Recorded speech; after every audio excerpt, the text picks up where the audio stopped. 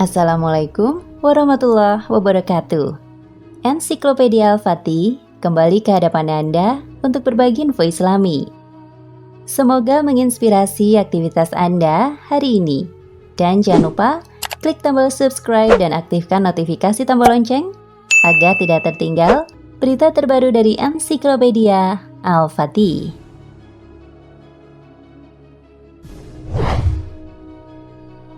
Abdurrahman bin Auf didatangi dua orang remaja kaum Ansor, yaitu Mu'adz bin Amr al-Jamuh 14 tahun dan Mu'awis bin Afra berumur 13 tahun.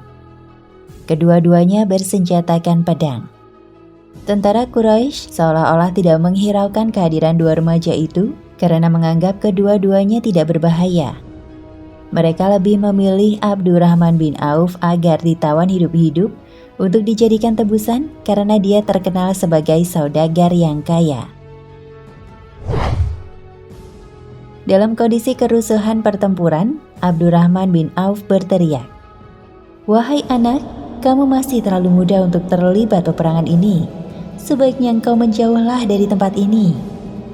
Kami mendapat izin daripada ibu dan ayah kami bagi menyertai pasukan Muhammad," teriak Mu'adz. "Saya datang ke sini hanya untuk membunuh Abu Jahal. Tunjukkan di mana dia," kata Mu'awis dengan penuh semangat.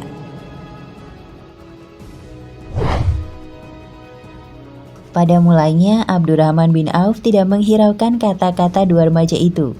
Tetapi Mu'adz dan Mu'awis terus mendesaknya supaya menunjukkan di mana Abu Jahal.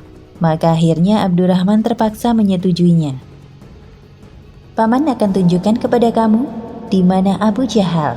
Boleh tahu apa yang akan kamu lakukan apabila berjumpa dengannya?" tanya Abdurrahman bin Auf pula. "Ibu saya berpesan jangan pulang ke rumah selagi kepala Abu Jahal tidak diceraikan dari badannya," jawab Mu'adz bersungguh-sungguh. "Abu Jahal menghina serta menyakiti Rasulullah. Saya ingin membunuhnya," kata Mu'awis pula. Abdurrahman bin Auf tersenyum mendengar kata-kata dari dua orang remaja yang berani itu. Dia berjanji akan menunjukkan Abu Jahal apabila berjumpa. Tiba-tiba seorang tentara Quraisy menyerang Abdurrahman bin Auf dari belakang. Mu'adz dan Mu'awis yang melihat kejadian itu segera bertindak melindunginya. Mu'adz dengan cepat menebas kaki tentara Quraisy, menyebabkan dia tersungkur, dan Mu'awis pula menikamnya hingga mati. Melihat itu, Abdurrahman bin Auf merasa kagum dengan kehidupan dua remaja itu.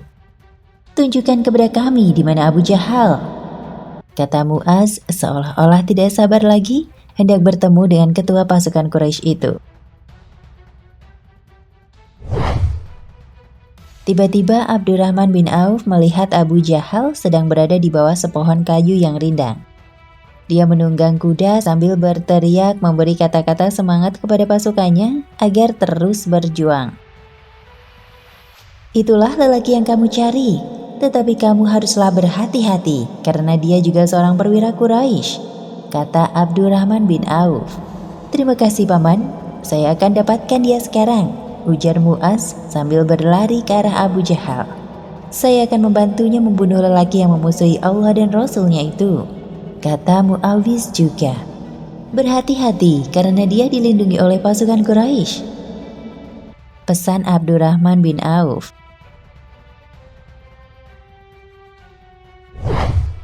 Dia sendiri tidak dapat membantu karena sedang berhadapan dengan tentara Quraisy yang menyerangnya.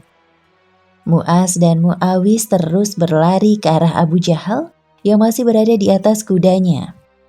Mereka berlari tanpa menghiraukan keselamatan mereka. Ketika itu Abu Jahal tidak menyadari kedatangan dua remaja tersebut. Mu'adz tiba lebih dahulu. Dia tidak mencapai menebas kaki Abu Jahal. Maka yang ia tebas adalah kaki kanan kuda yang dinaiki Abu Jahal. Seketika kuda tersebut jatuh tersungkur. Abu Jahal pun tersungkur. Dia marah sekali sambil menahan sakitnya akibat jatuh dari kuda. Abu Jahal mencoba bangun, tetapi dengan cepat Mu'adz menebas kaki kanan Abu Jahal hingga putus. Mu'awis yang menyusul memukul pula kepala Abu Jahal hingga dia teramat sakit. Ikramah anak Abu Jahal yang turut berada di situ segera menolong dan melindungi bapaknya. Dia menyerang balik Mu'az dan menebas tangan kiri remaja itu hingga hampir putus. Mu'az terjerembab. Mu'az berusaha lari dan dibiarkan oleh Ikrimah karena dia melihat Muawis hendak membunuh bapaknya. Maka terjadi pertarungan seorang dewasa matang dalam pertempuran itu, yaitu Ikramah dengan Muawis yang masih berumur 13 tahun. Karena tidak seimbang, akhirnya Muawis gugur sebagai syahid.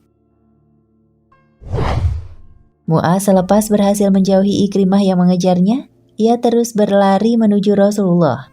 Tapi pelariannya terganggu karena tangan kirinya yang terkulai karena hampir putus.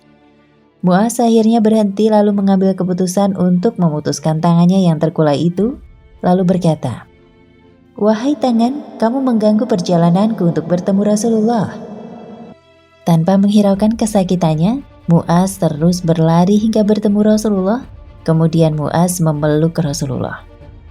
"Wahai Rasulullah, saya dan Muawis berhasil membuat Abu Jahal cedera, tapi dia masih hidup karena kami diserang oleh anaknya bernama Ikrimah dan beberapa pasukan Quraisy."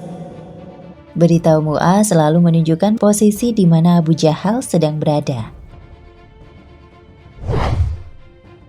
Nabi Muhammad memanggil Abdullah ibnu Mas'ud yang berada di situ karena gilirannya mengawal Rasulullah.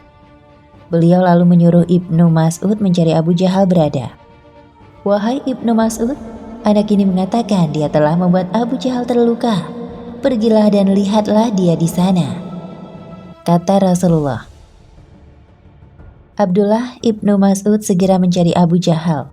Didapatinya pimpinan Quraisy itu terluka parah, tetapi masih hidup. Tanpa rasa belas kasihan, Abdullah bin Mas'ud menekan leher Abu Jahal sambil berkata, "Wahai musuh Allah dan musuh Rasulnya, pada hari ini Allah menghinakanmu. Dengan apa Allah menghina aku? Apakah karena aku mati di tangan engkau?" tanya Abu Jahal yang masih menunjukkan kesombongannya. Abdullah bin Mas'ud mengangkat pedang hendak memenggal kepala Abu Jahal. Tetapi Abu Jahal berujar, "Sebelum engkau membunuh aku, beritahu dahulu pihak mana yang memenangi pertempuran ini. Milik siapakah kemenangan hari ini?" "Pasukan Quraisy kalah, kemenangan itu milik Allah dan Rasul-Nya," jawab Abdullah bin Mas'ud. "Anda bohong, wahai penggembala kambing," kata Abu Jahal. Dia masih menunjukkan angkuhnya walau situasi sedang kritis. Tanpa ada sela waktu, pedang Abdullah bin Mas'ud menebas kepala Abu Jahal.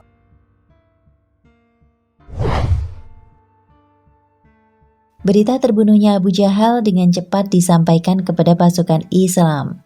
Mereka menjadi semakin membara dan semangat. Tetapi di pihak lain, berita kematian itu meluluhkan semangat pasukan Quraisy. Rasulullah mendengar berita kematian Abu Jahal dari Abdullah bin Mas'ud. Beliau mengatakan, "Wallahi, la ilaha illallah, la ilaha illallah, Allahu Akbar, Alhamdulillah." Dia yang memenuhi janjinya dengan menolong hambanya dan mengalahkan musuhnya. Begitulah kematian musuh Allah. Secara fisik dan kemegahan saat itu, Abu Jahal termasuk manusia yang dihormati kaumnya, punya posisi tinggi, tapi Allah menghinakannya. Dimulai dengan serangan dua orang remaja di bawah umur, segala kekuatannya tumbang atas izin Allah. Sebuah bukti hanyalah dengan kekuatan iman dan jihadlah yang dapat mengalahkan kekuatan-kekuatan musyrik dan musuh Islam dari dulu hingga sekarang. Ya Allah, kuatkanlah Islam dengan generasi yang Engkau ridhoi, dan munculkanlah kekuatan Islam dari munculnya pemuda-pemuda muslim belia seperti Mu'az bin Amr al-Jamuh dan Muawis bin Afra. Nah, pemirsa Ensiklopedia Al-Fatih, sampai di sini perjumpaan kita kali ini. Semoga menginspirasi.